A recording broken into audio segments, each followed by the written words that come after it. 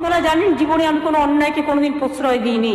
আর আমরা গর্বিত হিন্দুদের জন্য বলতে গিয়ে সাসপেন্ড করেছে। লাগতেও পারে না লাগতেও পারে, সেটা তাদের ব্যক্তিগত ব্যাপার, কিন্তু দল আগে না ধর্ম আগে, এই প্রশ্নটা করে গেলাম।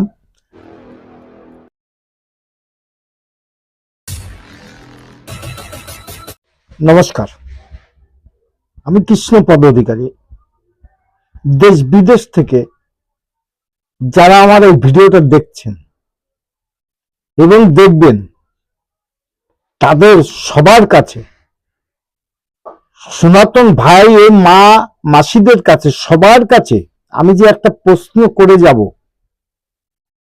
জানি না এই প্রশ্নটা কোন সনাতন ধর্মের মানুষের কাছে ভালো লাগতেও পারে না লাগতেও পারে, সেটা তাদের ব্যক্তিগত ব্যাপার,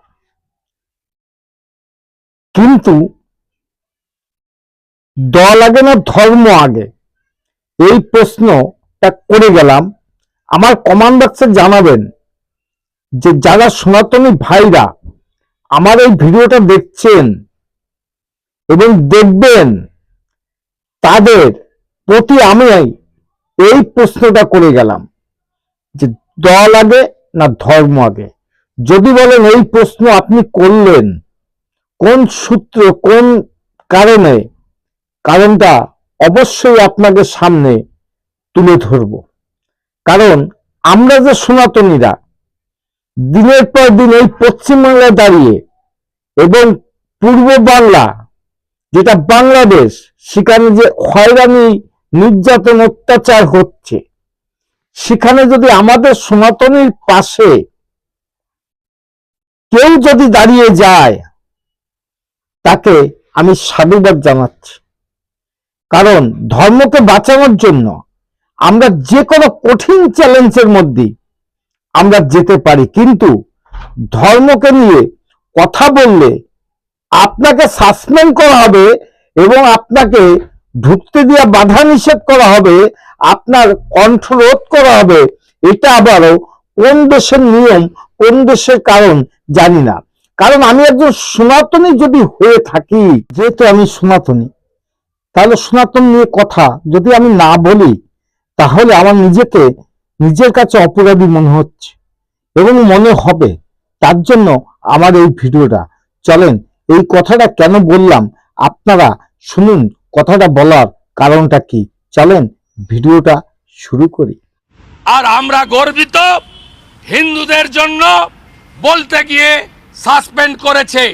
এই সময়কালে আমাদের এমএলএরা তারা বিধানসভার ভাতা পান না, প্রয়োজনও নেই, কিন্তু বিরোধী দলনেতা ভাতা পান। আগের 8 মাসেও আমি ভাতা নিইনি। এই আগামী 1 মাস আমি ভাতা প্রত্যাখ্যান করব, যেহেতু বিধানসভা থেকে আমাকে অবৈধভাবে সাসপেন্ড করা হয়েছে। হিন্দুদের জন্য বলার জন্য, বাগদেবীর জন্য বলার জন্য, এই সরকার মোল্লাদের সরকার, এই সরকার মুসলমানদের সরকার, এই সরকার আনসারুল বাংলার 7 সেকেদের সরকার, এই বাংলা, এই সরকার কাশ্মীরি জঙ্গি জাভেদ মুন্সির সরকার, এই সরকারের মুখ্যমন্ত্রী মুসলিম তোষণকারী, হিন্দু বিরোধী মুসলিম লীগ 2 এর সরকার। তাই এই সরকারের বিরুদ্ধে আমাদের আন্দোলন চলবে।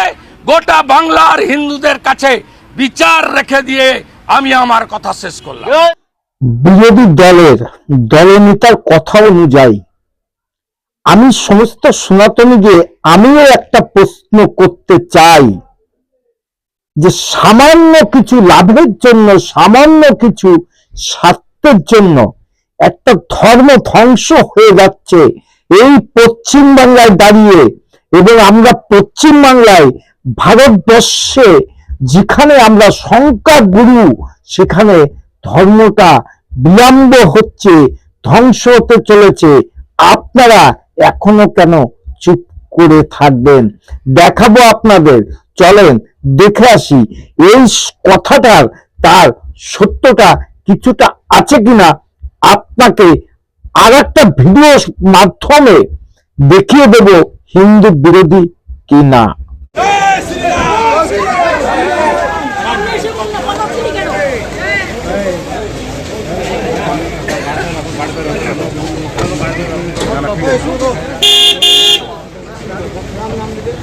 দিদি গাড়িতে হামলা চালিয়েছে দিদি।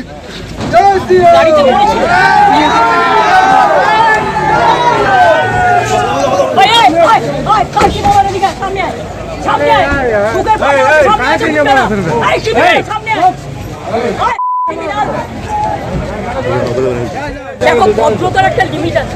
আমি আমার গাড়ি রাস্তা দিয়ে যাচ্ছি, সাহস কত বড় বিজেপির ফ্যাক্টরি বেঁধে আমাকে গালাগালি দিচ্ছে দাঁড়িয়ে।